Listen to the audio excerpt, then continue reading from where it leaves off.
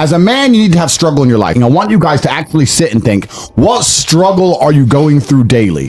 What struggle are you undertaking? What struggle are you trying to overcome? Because you should make a list of them.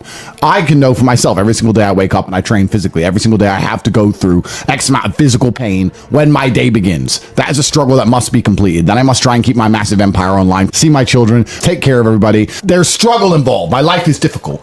Difficult lives are fulfilling because we used to have to hunt and fish and go out there and go through difficulty to survive. And I often see that when I speak to people who are too comfortable, they end up being unhappy. Yeah. You can't entertain yourself to happiness. You must earn happiness. You must climb a mountain. You must struggle yourself to happiness. That's extremely important. There must be physical, mental, social, creative, some kind of spiritual struggle.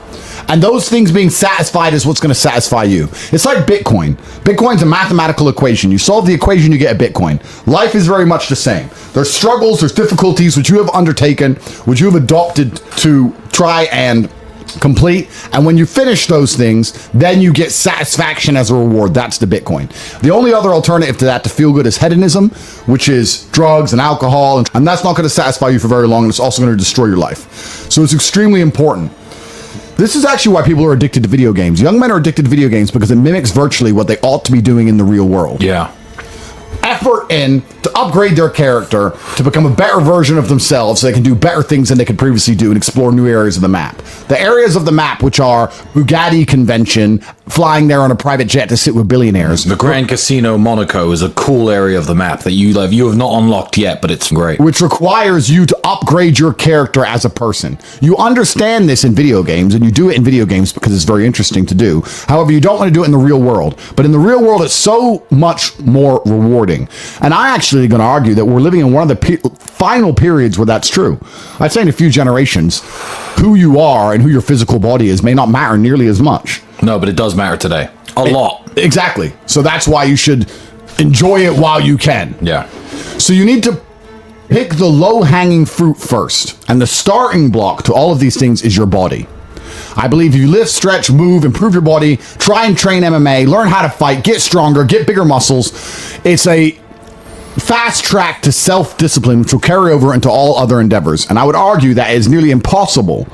In fact, how many people can say the gym saved their life? How many people do you know were depressed, started training, got in fantastic shape, and weren't depressed anymore? It is very easy. The low-hanging fruit is your body and upgrading your body. That is the easiest struggle, which is never going to backfire on you and never going to be a negative towards any other facet of your life. And when I look at men who are physical specimens, I think everyone naturally does this, but I'm going to openly say it. I respect them differently than I look at men who aren't. I have a different level of respect for them because they show me they have discipline. They show me they have motivation. They show me they're capable of doing difficult and hard things. Those are the kind of people I trust. They're not afraid of struggle. They're problem solvers. People who train are problem solvers, and you need to become one, and you need to become very, very adept at solving problems pretty quickly. I actually find it amazing that there's people out there who aren't in perfect physical condition. People don't want to look at life that way. They want to talk about work-life balance and being lazy and all this crap. I don't believe in any of that. I believe in, if you want to win, you have to outcompete the man who's prepared to do nothing but work. It's player versus player. If you're going to sit there and go, I don't want to work more than an hour a day, well, the guy who does want to work more than an hour a day is going to beat you. And no matter how smart you are, there's always a smart dude who's doing the same smart work you are for more hours than you're doing it. That's just the nature of the game. And this is why we talk about things like passive income. Passive income's a fucking scam. I'm tired of people coming to me saying, I want to make passive income. Look, everyone loves passive money, right? I make money as I sleep. Yep. I get it. You need to de-link your time to your money, because if you're only working for money, you run out of time, you can't make enough money. I understand all those principles. My point is, if you have no money and you're coming to me saying, I want to make passive income, why are you not making active income? Get up off your ass and work first. Because there's no such thing as completely, truly 100% passive. You're going to have to check on it. You're going to have to maintain it. You're going to have to find a new tenant for that property. You're going to have to make sure that DeFi crypto farm you're in doesn't go to zero. It's not a rug pull. Yeah. You're always going to have to keep an eye on it, right? But the idea that people with no money are already so concerned with making money without work is amazing to me. You should be worried about active income. If you show me, if I'm a brokey, and you show me how to make $1,000 an hour, I don't sit there and go, okay, but how can I make that passive? I go, cool, I'm making $18,000 a day because I'm going to work. Dude, you don't need to worry about passive income until you have no more time. I look at passive income because I have 18 hours a day I work. When all 18 of those hours are done and my workload still isn't finished, I have to find a way to make some of those income streams passive, either via staff or whatever else. Yep. And that's how I work smart. I use all of my time, and when all my time is done, now I have to become more efficient so that I can get more done within the same time frame. To sit there and say, I don't want to use my time, so I want passive income is dumb shit. The 16-year-old making 45 grand a month, if he was to sit to me and go, I don't want to make the TikToks, I want someone else to do it, make it passive, that he wouldn't be making any money. He's just working. You have to just work. At some point you have to bite the bullet and just work. So when someone comes to me talking about passive income and they're a brokey, I'm like, you are just lazy. You are lazy. You will never get anywhere. Lazy people never get anywhere in life. Doesn't matter what it is. Doesn't matter if it's tennis or money. If you're lazy, you're never going to get there. But also diversification becomes very easy when you have a good team. It's amazing. Every single thing I talk about ties back to things we've already talked about before. We talked about having good people around you, right? So how can I run all these casinos? Well, I'm not even there. Well, I got people around me who can do things for me. I got a good team of people. If you start with a good team, you're going to make it. That's really true. Brotherhood in and of itself is so valuable. If you sit around with 20 people and none of them are lazy and none of them are snakes, you're going to be fine. So you need to have people you can give this guy's in charge of this thing, that guy's in charge of this thing. Delegate people, different roles, different tasks. Absolutely. You got to have a team. You got to have a network. And my network is so strong. That's one of the big advantages I have. I have people around me who I can genuinely, seriously trust. I think the world is a violent place. I think there's violence all around us. I think that I view the world in a violent way. And I don't mean that in a negative context. I say a lot of things and people take them as negative, but I see them as positive, right? Like I say I'm an angry person and people imagine me to be like unhappy. Yeah. I'm super happy, but I'm angry. Angry is motivating to me. You can't sleep if you're angry, so you better work, right? So I'm an angry guy, but I'm a happy guy. And I see the world as a violent place. I've always seen it as a violent place. If most people look at a tree, they see a beautiful tree, right?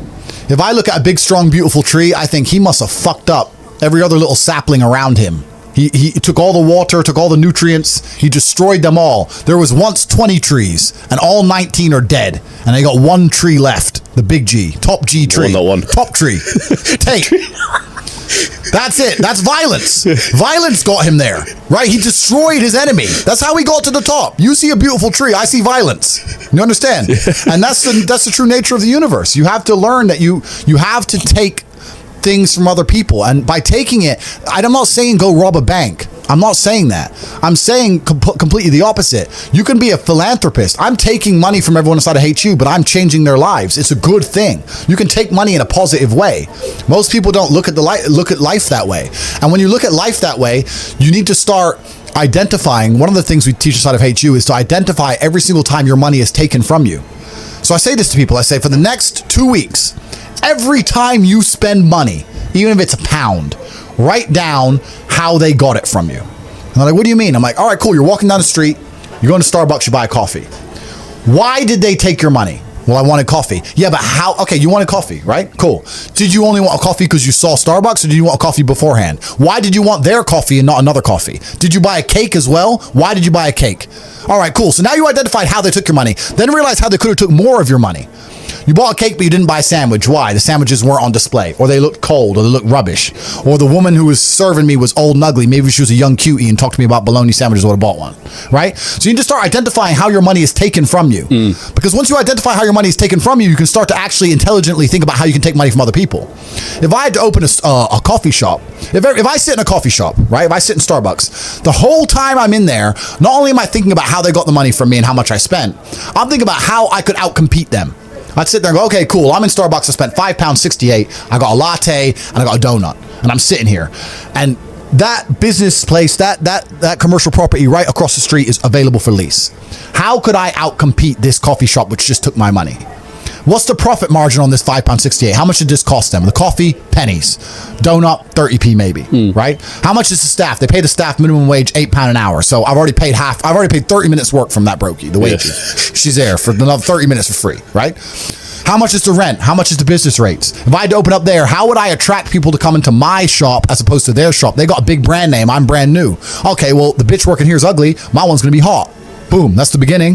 Next thing, do they have any signage outside? No, I'm gonna try and put some signage outside. Do they have parking? No, I need parking. But you just start thinking about how you can convince people to give you their money as opposed to giving it to the places they already give it. Different analytics. And once you do that, people say, I can't think of how to make money. If you start doing that for a year and just keep a notepad, you'll have 100 ideas of how to make money. You'll sit there and go, there's a place here that's doing this, and we could do it better this way. This place online is doing this, we can do it better this way.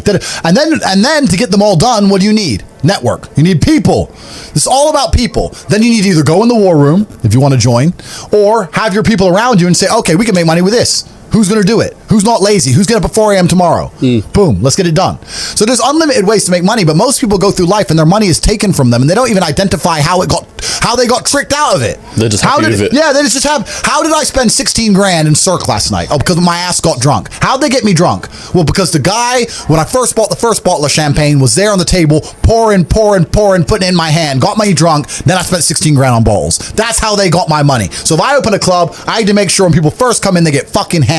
Nobody thinks about it that way. Nobody thinks, how did they get that out of me? Right? Why am I spending $2,000 for dinner in Novikov? Is it the food or is it the fact that I'm in Novikov and tag myself in Novikov?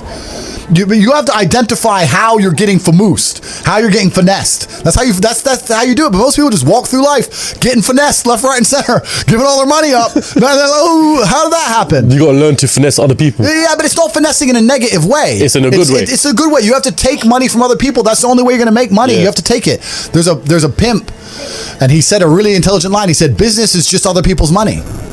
That's all business is. I want to start a business. So you want other people's money. That's what you want. So how are they going to give it to you? You have to think about it. Nobody thinks about it. And the easiest way to think about it is to think how you're giving yours away. That's a mental model you should adopt. Yeah. And you'll end up with loads of business ideas. Business ideas are everywhere. It's just execution, which is difficult.